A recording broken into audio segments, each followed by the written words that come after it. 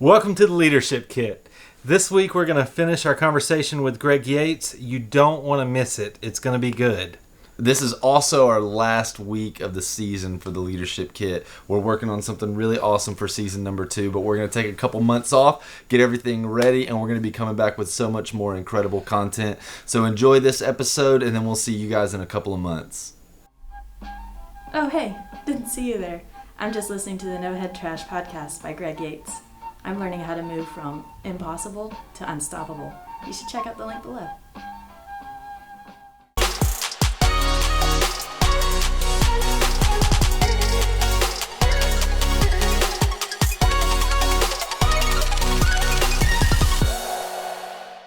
One thing I like about you is you're not just trying to be the voice for everyone to come to that's got these issues in business and in leadership, but you're also doing things to reach out and draw people together so they can feed into each other and build a community of leaders and people who can gleam off of each other and learn from each other through your mastermind group, right? Absolutely. It's crazy, but when you reach a certain leadership position that you've occupied, you tend to think that your job is to tell other people what they should do. Yeah. Right. And what I've learned is that guys like you guys even, there's some age difference. You probably couldn't tell that on camera, but there's some age difference here. And yet I've learned so much hearing you guys' passion, sharing what you're doing and why you're doing it. And what I realize is I need that. And if I need it, everybody needs it.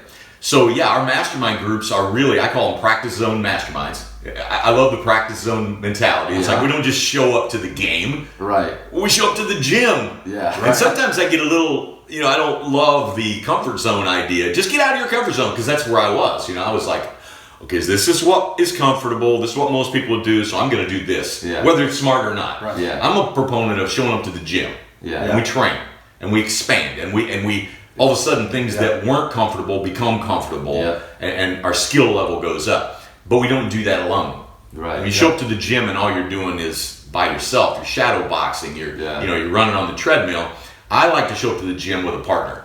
And there's a lot of reasons, because there's times I don't want to show up. There's and I'm like, crap, Nathan's going to be there. I got to show up, So that's what the mastermind groups are all about, is realizing that we don't need one central focus. We need each other. Yeah. We need to hear all the voices, and we need to. Some of the fascinating things that happen, guys will talk about an actual thing, an employee issue, a decision they're making, whatever it is.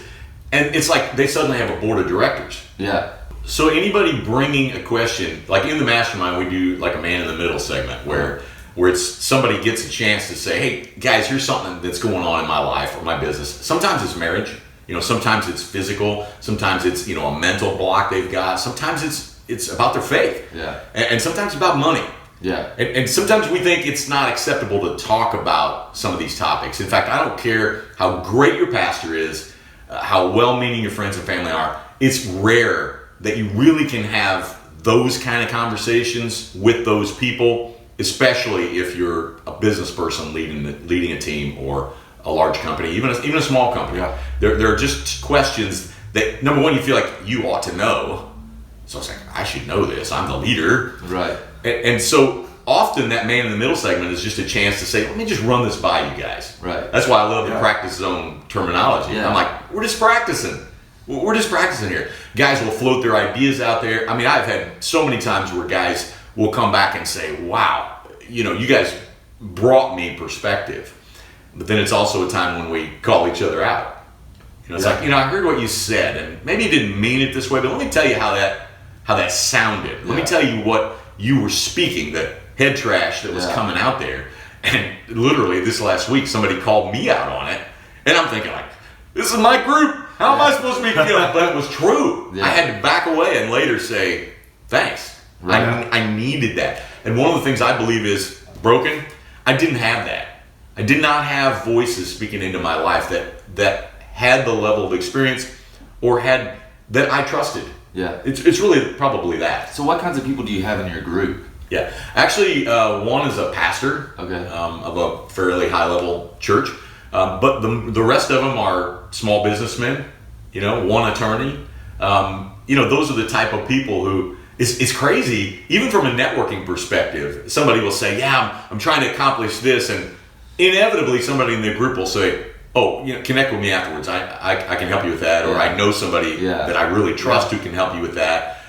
It's fascinating how that works, and so my mission has become, I want to build more of those groups. I'd like to have a network of maybe 100 guys. Yeah. And I'm sorry, but yes, I speak more to guys. Yeah. I mean, I feel like it's necessary sometimes as men that we are able to talk about some of the things that our wives love us and everything, and the people in our lives, they love us, but they don't understand us. In fact, we don't even understand ourselves sometimes. We certainly don't understand them. Yeah. Okay, you can cut this. But I've just found that it works better for me to talk to men and to be able to relate to some of the ego-driven things that deceive us as leaders, as men, as leaders.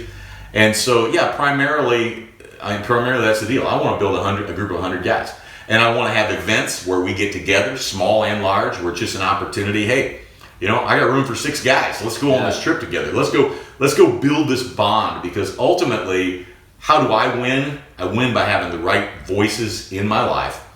I get resources from outside, hopefully guys like you guys and from these groups, and then I transmit those resources to my team.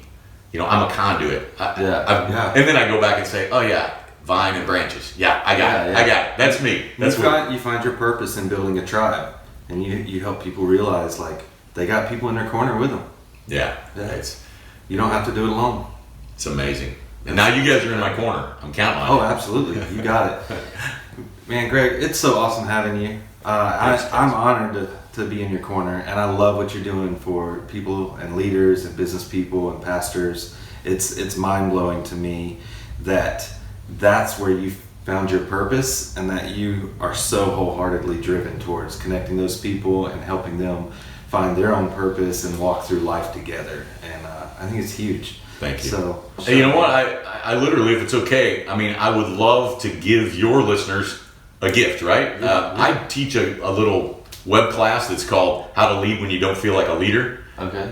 It's interestingly because people will come to me and say, I just got promoted into this leadership role. I have no idea what I'm doing, but it's like the next step. Right. Or guys who have been in leadership and they're like, I'd like to say I'm a leader. I've been in this role for 10 years, but I'm really just a manager. Right. Because we all are either growing our leadership or we know we have people in our organization we need to teach leadership to. Mm-hmm. So I do this little course. It's a 4-step course that I think just ultra simplifies leadership. It's called How to Lead When You Don't Feel Like a Leader. It's a book I'm planning on writing one of these days too. But I would love to just give that to the people, in your audience, if you don't mind. Yeah, no, that'd be awesome. Amazing. Do you want that? Leave a comment. Yeah. So what if we just do? My domain is noheadtrash.com. Okay. So what if we just do a noheadtrash.com/TLK? Okay. Yeah. Awesome. And if you go to that link, and I'm sure you guys can make that available. The description below. Yeah, we'll make sure that you get access to that course. It's not a long, drawn-out thing, but it'll help you identify things that'll help you lead right now, today. Not like buzzwords or skill sets you got to start on a long journey on. You need to lead today. I really think there's some good content there. If you want to see our reaction to doing it, because we're going to do the course as well, let us know in the comments below, and we'll make a video just of our reaction to taking the course and going through it ourselves. Hey, thanks for joining in this conversation, and thanks for liking, commenting, and subscribing to this channel. Check out the link below for the stuff we talked about sharing the course for Greg Yates, and we'll see you guys next week on TLK. Bye! So that's it, guys.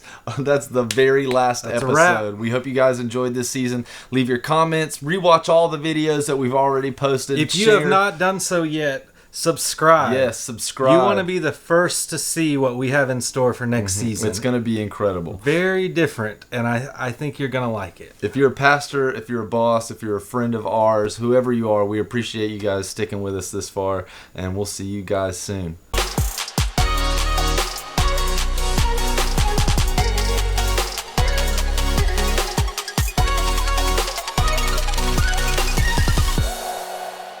Also, I just want to give one quick shout out to our friend Jason Vick. Jason Vick, man. Who has watched and commented on every single video we put out. I love you, man. You make me feel good about myself.